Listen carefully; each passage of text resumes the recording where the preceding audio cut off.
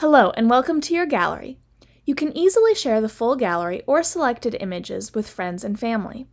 First, if there are any particular photos you want to hide, you can click on the eye icon in the top right corner of the image to move it to the hidden photos scene that only you and your photographer can view. Anyone you share the gallery with will not be able to see these hidden photos.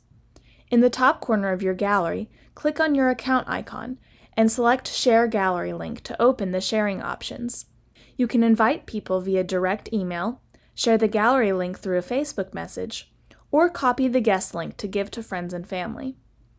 If you'd like to share only certain images with people, as you scroll through the gallery, you can click on the F icon to select photos to share through Facebook, or the envelope icon to share via email.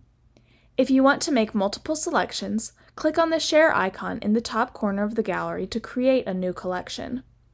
Then, as you scroll through the gallery, click on the envelope icon and checkmark which collection you'd like to add your photo to.